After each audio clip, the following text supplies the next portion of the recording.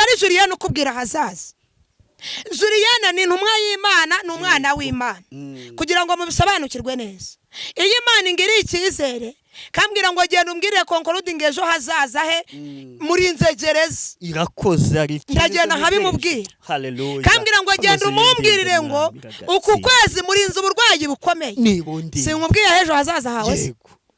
Genda umumbwirire ngo niba daheruka kujya umuceri muhaye kujya umuceri kandi agasigaza. Sinkubwiye hazaza hawe.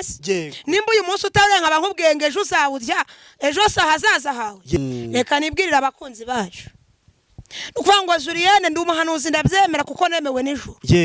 Kabiri ndi umwana w'Imana ndabyiyizeho kandi n'ijuru rirabyemera. Ariko reka mbabwire, abantu benshi banzi ngo ni kuri wa mukobwa uhamagara akakubwira ibyawe cyangwa hazaza hawe. Hanyuma nkunda kuvuga ngo nubwo mbikubwira, anshatse kubwira abadukurikiye ndakubwira impamvu mbivuze. Ntabwo ari Julienne ubivuga. Nukuvuga ngo Imana yishatse kukuvuga. Yes, reka tubasuhuze abakunzi ba Concord TV show aho mbere hose mu Rwanda mu ntara enye ndetse mu mujyi wa Kigali. Abari mahanga mwumva ikinyarwanda ndabasuhuje. Imana amahoro nibane namwe kandi ibahe umugisha. Reka mbashimiye mwakanze subscribe mukadushyigikira twatuka umuryango mugari. Nawe ugiye kubona iki kiganiro aribwo bwa mbere ukayikandaho gusabiye umugisha. Nanjye nabasezeranije ko ntazajya mbicisha irungu. Yego nje nk'ibisanzwe nitwa Tumimana Concorde. Imbere ya kamera nabashakiye umukozi w'Imana, umunyamasengesho, umuhanuzi yitwa Mukeshimana Julienne. Nje kubwanje nari mukumbuye kandi ibyo nkumbuye n'ibyo nkunda abakunzi ba Concord TV show nziko namwe ariko biba bimeze. Reka Julienne tumuhe ikaze. Ongeraho ngo ni umwana w'Imana. Umwana w'Imana Mukeshimana Julienne.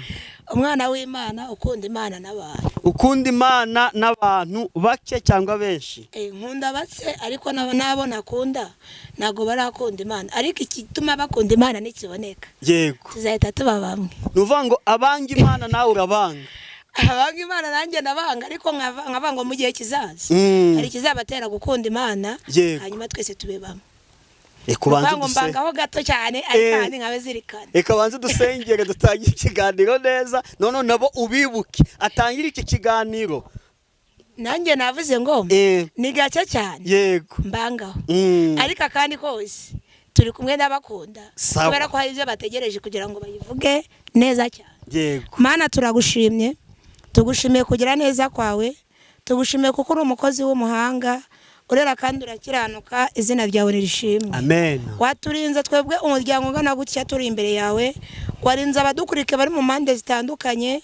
Natwe uraturinda turi mu gihugu cy'u Rwanda. Ibyo ndabigushimiye no habwa icyubahiro. Hari benshi bamaze kwibagirana, hari benshi bari mu bitaro, hari n'abadukurikiye bari ku bitaro, hari abadukurikiye bari mu mago y'iwabo ariko barwaye, ariko tuzi neza ko ujya utanga ubuzima bikemera, izina ryawe nirishimwe. Amen. Tugiye gutangira iyi gahunda nyimero utangirane natwe, uzatangira ikiganiro akagisoza, ndetse buri muntu wese uzakirebaho uzamuha umugisha, kandi uzasubize kwifuza kwe, azabona neza yawe gifungura iki kiganiro. Ngaho ndagutabaje cyangwa se ndaguhamagaye kuzanguba uzibane natwe. Imbaraga z'umuntu zibure haboneka izabone mu izina rya Yesu. Amen. Yego, Imana ishimwe yuko ari watangiye gusenga utamukunda ukabusoje umukunzi. Ubwo yabaye iki? Ubu ngubu ramukunzi. Umwe ni murumuna wa Julienne cyangwa ni mukuru wa Julienne cyangwa se ni impanga ya Julienne. Ngira ni impanga rero wowe udukurikiye ukiyumvamo kugomba kuba impanga ya Julienne. Ni karibu kuri Concord TV show nahinduka official. Yego. Araba yujuje iki? Araba yujuje iki?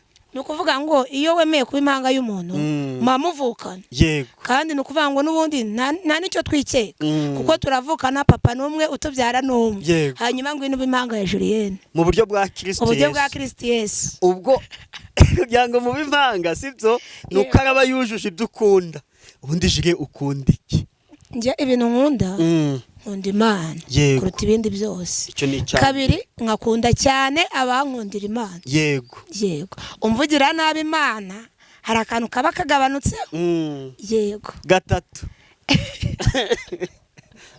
Gatatu nkunda umuntu uvuga Imana ukwiri. Yego. Yego. Kane. Turagera ku 10 rega. Tagango ariko harimo n'ibyo kurya. Harimo n'ibyo kurya. Nyine umuntu ushaka kuba impanga yawe ari kugira ngo akumenye aha twa tugeze kuri gatatu kuri kane kane nkunda ifiriti nkunda n'inyama yego gatanu gatanu mfite impano yo guseka yego kandi ndanayikunda cyane Amen. kubera ko impamvu mfite impano yo guseka guseka bitwongerera iminsi yo kurama kandi ni bake babibona yego ariko iyo usetse hari icyo bikwibagiza niyo mpamvu mfite impano yo guseka yego yikomeza guseka bijya byica iperereza mu kanya tugiye gutangira ikiganiro hari umuntu udusekeje Imana imuha umugisha pe hari ukuntu yaducanganyikishije ukuntu tugira ngo yarakaye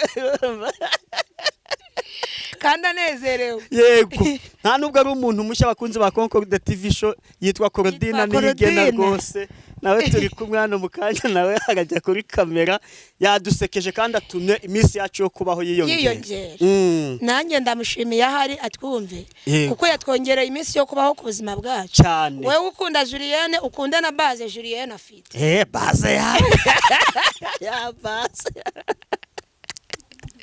ukunda na base Julienne afite ariko hari ikintu gitera gutuma Julienne avuga base ntago wapfa kuyibona uko wiboneye base irahenze mu rwego rwo hejuru utagira ngo ni ya base bashaka mu bundi buryo hari aho ituruka nihe wabwirwa n'iki nuza ku impanga yanjye bizakunda uvuga ngo umuntu naza ku impanga yawe nibwo azabimenya naho mu gihe batarabayo mu gihe ataraba impanga yanjye urumva ntago byapfa gukunda Juliet turi 2026 tariki 18 z'ukwezi kwa mbere mu mpera z'umwaka byari bimeze bite kuri wowe umwaka usoje ute uyu utangiye ute cyane turajya muri ya mpano ya nk'umuhanuzi ngewe uyu mwaka ni w'amateka yego gusa nge ntacyo nawushinja ibibazo byarabonetse n'ibisubizo biraboneka yego kandi biratubwira ngo mu byiza dushime no mu bibi dushime no kuvuga ngo uriya mwaka 2025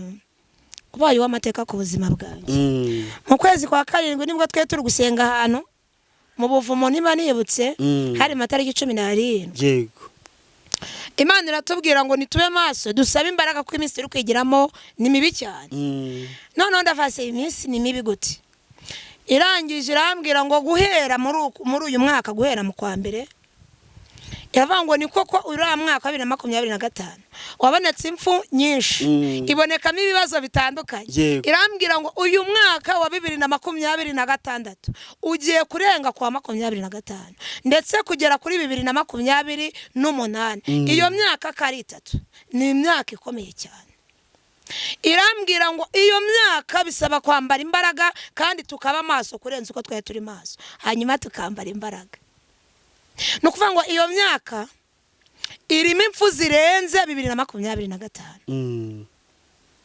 iravuga ngo cyakoze uwasenze akaba yibitseho Nzayimana akaba afite amakuru y'ijuru nta kintu na kimwe kizamutera ubwoba hanyuma nawe utari wibikaho Nzayimana ukabukurikiye Julienne cyangwa se ugakunda Julienne mwifurije kugira ngo ugerageze gushaka Nzayimana cyangwa se umenye amakuru y'ijuru kuko iminsi turimo iragoye cyane kuruta iyo wanyuzemo yego none ejo turi gusoza amasengesho cyangwa se umwaka twasogeje umwaka ku itariki ya mbere saa 7 z'ijoro nibwo twadusogeje amasengesho y'iminsi 3 yego Imana yatubwiye ikintu gikomeye ravanga iyi ni itariki ya mbere ariko guhera ku itariki ya 5 bazatangira gushyingura buri munsi ku buryo umuntu azajya yishaka akibura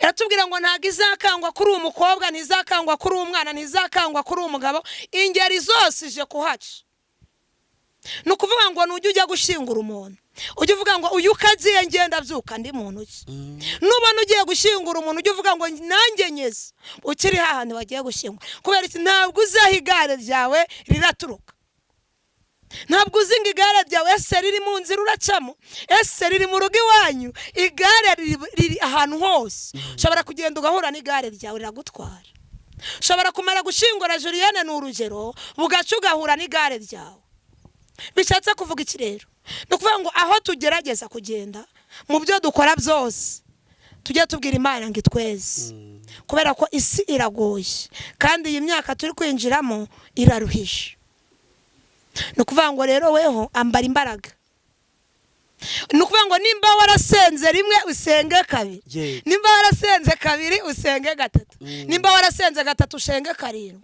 byose birashoboka kandi tugire kwizera. Niyo makuru y'umwaka mfite nari nkuzaniye. Sawa, abwirwa benshi akumva na beneyo. Yego twumvise. None se niyo mpamvu twagusanze aha wicariye ku karago? Niyo mpamvu mwasanze nicariye ku karago. Buriya ni koko n'intebe ziba kandi no gusengera ku ntebe wafashwe Imana ikakuha. Ariko ngiye nabonye akarago ariko kanyuze, kubera ko iyi minsi ntago ari icyubahiro. Iyi minsi si yo kudamarana. Ufite amafaranga ari gupfa, Julienne udafite amafaranga agasiga, utayafite nawe ari gupfa. Nukuvuga ngo icyubahiro ni icy'Uwiteka. Uzi ubwenge muri iyi minsi ntago wagashatse ibyubahiro, ko icyubahiro ni icy'Uwiteka, ahubwo icyakagombye gukorwa. Watekereza ngo mbese muri iyi minsi cyangwa muri uyu mwaka Imana iranyemera, ugaharanira icyo ngicyo kuruta uko washaka icyubahiro. Nimba ukunda akarago nawe ujye ukicaraho cyangwa se agakeka, ariko nge niko nafashijwe. Yego. Imana yakubwiye ati guhera 2026 ujye ukora ikiganiro wicaye ku karago. Ntago ariko yambwiye, ariko yaravuze ngo icyo tuzayisaba twizeye isakido. Nukuri. Rero nge nashatse gufashirizwa ku karago kugira ngo mbwirire na bene data badukurikiye. Yego. Akarago kakwibutsa iki mu gukizwa kwawe? Akarago kanyibutsa ko kubera ko ntekereza ko umuntu wese ugiye kubatizwa abatizwa ariko atanze amafaranga y'umukeka. Burya se kubatizwa kwanjye twarayatanze cyangwa se y'intebe.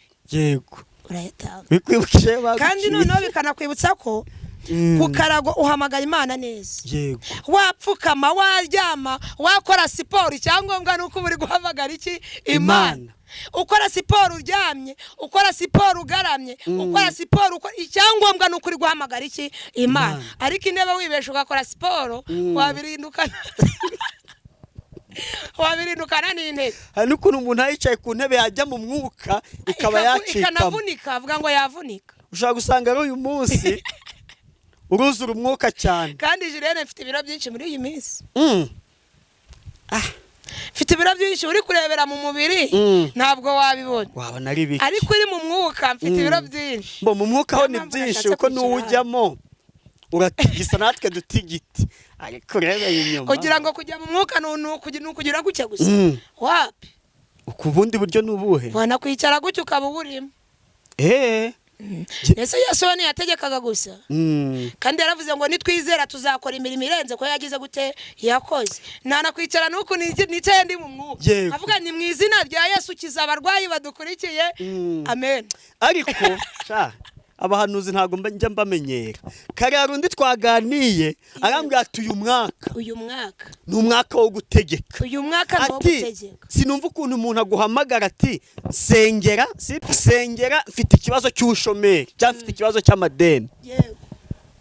Wowe nk'umuhanuzi ugategeka uti ndategetse ibyo ngibyo bimubangamiye biveho. Ubundi no kuvuga ngo noneho yarangiza ngo ntabwo wamuhanuriye. Icyo kintu n'ubundi ntabwo nari gusoza ntakivuze. Icyo kintu buriya nanjye nari mfite gahunda yo kukivuga. No kuvuga ngo dukurikiwe n'abantu benshi. Hari abize, hari abatarize nka Julienne, mana yanjye. Hari n'abahanga bakomeye cyane. Bose badukurikiye. Ariko nshuti yanjye ndabakunda pe, ahubwo mumeze muti. Mwumve ko mbakunda. Ariko ikintu nari kuvuga ni ukuvuga ngo kuguhanurira cyangwa se kukubwira ibyawe. Nagari uko mvuga indimi. Sinuko mvuga ati umvuka Imana nkatitira ngo wumve ngo ndatiti. Oya, ahubwo Imana yaravuze ngo nitwizera tuyisaba ico dushaka izagira gute izakiduha. Ukuvuga ngo uyu mwaka nuwo guhemba ndetse no kugira gute no guhana. Nukuvuga ngo nimba yaravuze ngo Julienne ngo haye ububasha ubwo kurambura ibiganza ku barwayi bakagira gute bagakira. Ese yavuga ngo tegeka iki n'iki kikanga? Oya. Yaraguhaye ububasha. Oya. Ese mundi nigeze gukora ikiganiro umuntu arambwira ngo abantu bari kuvuga ngo Imana ntago ikivuga ngo nta nubwo Imana igikiza. Andangije arambwira ni wibutse uko yageze kwa Lazaro, ubuzima Lazaro yabayemo, ukibuka uko yageze kwa Yobu. Ni ibintu bikomeye. Rero ngo uko yakoraga kera n'uyu munsi nikigira gute ikora. Kera barategekaga ndibuka ubwo yageze ku irembo ry'urusengero ku irembo ryitwa Ryiza hari ikirema cyari kihamaze imyaka 38 abandi bakaza bahagera uyu munsi bakiterera mu mazi bakagira gute bagace undi akahaza mu gitondo bikagira ku mugoroba yagize gute yakize kubera yari afite iki gisunika yego ku cya kidendezi cya deficit yego hari abantu bagiye bagira gisunika yarangiza kwiga amashuri akagira gisunika akayasoza yarabonye n'akazi yego hari abagira gisunika mu kazi ataruka afite igishoro gikomeye yagira gisunika agakora business yagutse kandi si yizi yego ariko afite iki gisunika hanyuma uyu wari waraheze ku irembo nta gisunika yagiraga Bibiliya tubwira neza winjiye mu mateka ya Bibiliya tubwira ngo iyo uvuka kwa Bidodomo umwana uvutse agufataho ijambo nuri kugenda akagufataho ijambo hanyuma uyu wari waraheze ku iryo rembo nta gisunika yari afite yego di abandi amazi yarihindurizaga bakagira ababatereramo ariko we ntiyagiraga umuntu umuterera muri ya mazi yajya no kwishaka ibirafite ngo yijugunye muri ya mazi ntibikunde bigatuma izuba rimwica bigatuma imvura imunyagira kandi itegeko ryari kuvuga ngo niwinjira muri aya mazi urakira ibibazo byose ufite hanyuma Yesu arahanyura ari kwigendera nari nshatse kukubwira ngo Yesu anyure ku byawe haleluya birashoboka ko hari ibyo waburiye icyerekezo birashoboka ko nawe hari ibyo umaranye igihe kirekire uri kuri iki kidendezi ariko Yesu abinyureho yego birashoboka ko umaze igihe kirekire uri mu butayu warahamagaye imiryango ikureka ku kidendezi uhamagaye umugabo akureka ku kidendezi ariko mana yanjye ariko nkuzaniye ijambo rivuga ngo uyu mwaka nubwo ugoye nubwo uruhije Imana igira ibyinyuraho ku buzima bwawe amen hanyuma ageze kuri uyu muntu aramubaza ngo mbese urashaka gukira nawe aramusubiza ngo ndabishaka ahubwo nuko mbura umuntu njugunya mu kidendeze kugira ngo nanjye nkire hanyuma aramubwira ngo abandi bafite gisunika iyo babonye amazi yihindurije bajya muri ya mazi bagakira ibibembe bari bafite ariko kubera ko nge nta gisunika Yesu aramubwira ngo urabishaka hanyuma wowe udukurikiye nawe ushaka gukira ibibembe ushaka kuva kuri iryo rembo umaze igihe kirekire harambwira ngo ndabishaka Yesu aramubwira ngo kubera kwizera kwawe ikorera uburiri bwawe igira gute wigendere ewe we nge nikoreye uburiri bwawe ndafashijwe n'ukuri kw'Imana harambwira ngo ikorera uburiri bwawe ugira gute wigendere kwizera kwawe kugize gute kuragukijije ese wowe ukurikiye Julienne kwizera nawe kugukiza ndagira ngo nawe niba udukurikiye uri umurwayi wikorera uburiri bwawe wigendere nimba ari ikibazo cy'ideni wikorera uburiri bwawe wigendere nimba ari ikibazo cyo kwangwa wikorera uburiri bwawe wigendere niba nta shyera ufite wikorera uburiri bwawe wigendere uhure n'umugabo uyu munsi nimba ari ikibazo cy'urugo rwubatse ku manegeka wikorera uburiri bwawe ugira gute wigendere niba byaranze kuremeka kanibwirira abakobwa niba byaranze gukunda ukaba umaze igihe kirekire ku irembo bagutereta bikanga kuri finali bikanga ubwa mbere bikanga gatatu bikanga ikorera uburiri bwawe ugira gute wigendere niryo jambo nkuzaniye kuri uyu muri uyu mwaka cyangwa se muri iki gicamunsi yego ntabwo umugabo ushobora kuba uri umusinzi ukagerageza kwihana ati uyu munsi mbaye umurokore yego ejo Satani akakugarukaho bikakwereka ko aho wavuye ariho hari heza nkuzaniye ijambo rivuga ngo uwo ni umudayimoni icyo ni ikidendezi uriho ikorera uburiri bwawe ugira gute wigendere ariko sisiteme ni ukugira gute ni ukwizera ko nasomye ijambo arambwira ngo kwizera gufata ibyari byararangiye bikongera kubaho yego kuko niba tuzi ko na nyuma ya zero Imana inakora kuko biriya yarambwiye ngo na nyuma ya zero haba rimwe yego nyuma ya zero birongera bikemera nimba warize ukadepoza amashuri atandukanye Julienne ntashobora kurondora ukabura akazi uyu munsi ni uwo kwikorera uburiri bwawe ukagira gute ukigendera Yesu yakoresheje itegeko ntabwo yigeze yuzura umwuka nta nubwo yigeze avuga amagambo arenze 3 ahubwo yakoresheje iki itegeko hageze kwa Yobu ubwo Satani yajyaga gusaba Yobu hanyuma yabwira ngo Yesu ngurabizi impamvu Yobu agukorera akagukiranukira nuko wamuhaye abana ukamuha ubutunzi ukamuha umugore mwiza ariko Mana nyiribi ukamuha ibintu byose bimuneje yego ngo niyo mpamvu yo bagukorera Yesu aramubaza ngo none bigende bite ariko mvugira ngo amen. Amen. Birashoboka ko udukurikiye ntabwo ari muri Yobu wa muri Bibiliya ndi kubwira uyu munsi. Yobu ni Julienne. Yobu ni wowe ukunda Julienne cyangwa si Konkoro de TV show cyangwa si Induka official. Yobu ni twebwe tubwirwa. Birashoboka ko nawe hari abagiye kurekarama ku buzima bwawe. Birashoboka ko wahuye n'abantu bakajya kurekarama impamvu wabonye akazi. Birashoboka ko wahuye n'abantu bakajya kurekarama impamvu washatse umugabo. Birashoboka ko wahuye n'abantu bakajya kurekarama impamvu Julienne afite akagatambaro. Wahuye n'abagiye kurekarama impamvu bayeho cyangwa uburyo wavutse. Uswara abantu bagiye kurekarama n'impamvu twavutse kwa runaka. Hanyuma nguzaniye ijambo rivuga ngo na Yesu bagiye kurekarama aho kubera Yobu. Satani aramubwira ngo reka ngo mumpe njye kumugerageza kugira ngo umenye ko Yobu ari inshuti yawe by'ukuri.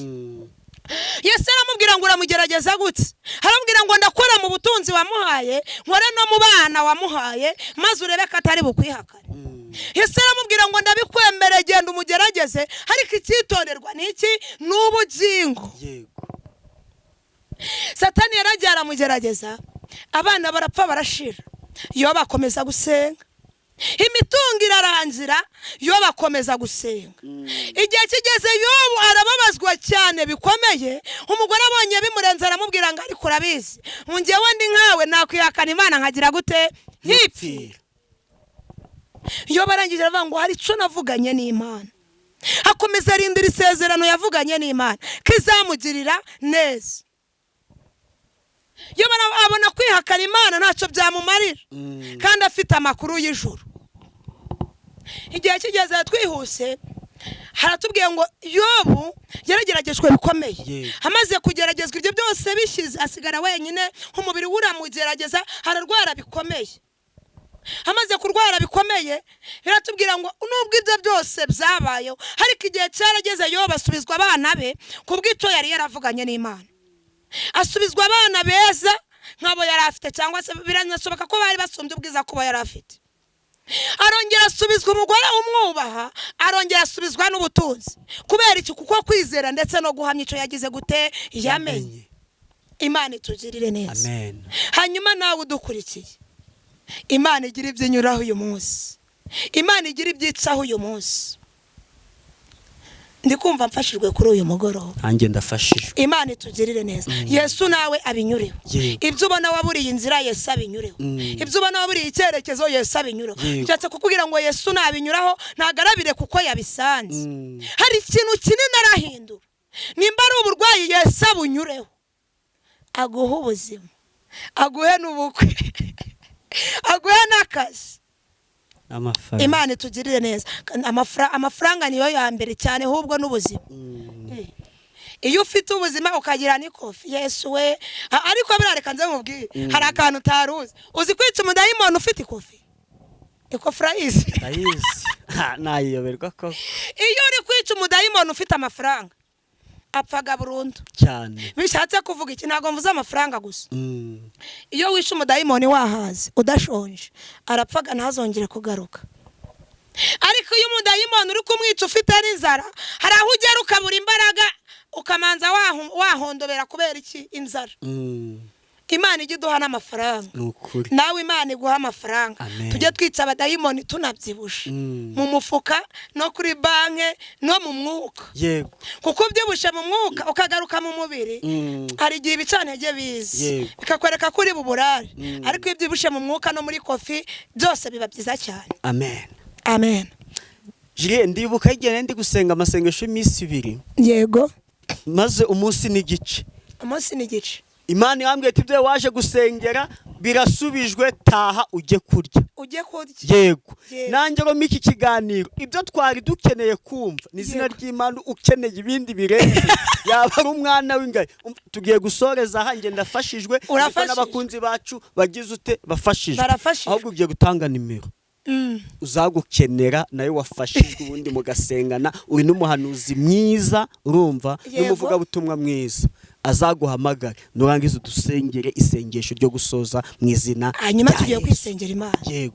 Hanyuma tutarasenga cyangwa tutaratanga nimero, reka nibwirira abakunzi bacu ukuvuga ngo Julienne ndi umuhanuzi ndabyemera kuko nemewe n'ijuru. Yego. Kabiri ndi umwana w'Imana ndabyiyiziho kandi n'ijuru rirabyemera. Ariko reka mbabwire abantu benshi banzi ngo ni kuri wa mukobwa uhamagara akakubwira ibyawe cyangwa hazaza hawe. Hanyuma nkunda kuvuga ngo nubwo mbikubwira anshatse kubwira abadukurikiye ndakubwira impamvu mbivuze. Ntabwo ari Julienne ubivuga. Yego. Nuko ngo Imana yishatse kukuvuga ngo se kukubwira ibyawe. None se ugira ngo Yesu akorera muki? Mu bana. Yesu akorera mu bana. Yego. Wari wabona Yesu akuye agafuka kagahunga mu ijuru ngaza kikoreye agatura iwanjye kwa Julienne. Wari wabona Yesu azanye amafaranga yafite muri kofe nga yazane nga yashire mu gikapu cya Julienne. Bituruka hehe? Mu bana. Niyo hanyuma nshatse kubwira abo bantu ntabwo ari Julienne ukubwira hazaza. Julienne ni intumwa y'Imana n'umwana w'Imana kugira ngo mubisobanukirwe neza.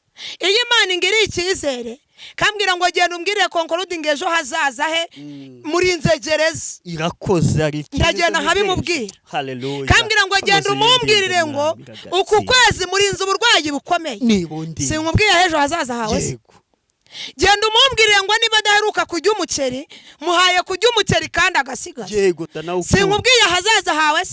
Nimba uyu munsi utarenga bankubwiye ngo ejo uzawurya ejo se hazaza hawe. Ndagira ngo dusobanukirwe iki kintu rero. Wowe uhamagara Julienne ukumva ko buri segonda umuhamagaye kukubwira hazaza hawe ntabwo bishoboka. Kubera iki nkubwiye ko bidashoboka? Imana ntago ivuga buri segonda kandi sinshobora kubwira Imana ngo vuga. Oya. Imana ntago ari bya bigirwa Imana avuga ngo zana inkoko ikuvugisha. Imana ivuga ibishatse dushobora no gusengana ntivuge. Byaba byiza ariko yatuvugisha. Ituvugishije nakubwira ibyo Imana ivuze kuko si ngombwa ko byihererana. Ndagira rero ngo twige cyangwa se tumenye ngo Imana nta muntu uyitegeka ahubwo yigira gute iradutegeka. Iyo tugiranye n'ubusabane nayo iradusetsa ikanatunezeza katubwira hejo hazaza ikatubwira icyo tuzabaco katubwira niba tuzabyara katubwira niba tuzanaheka ikatubwira niba tuzanashoka niba tuzabona nakazi. Imana ibahumugisha. Amen. Hanyuma nimero ya Julienne ni 078 24 55 19 karindwi.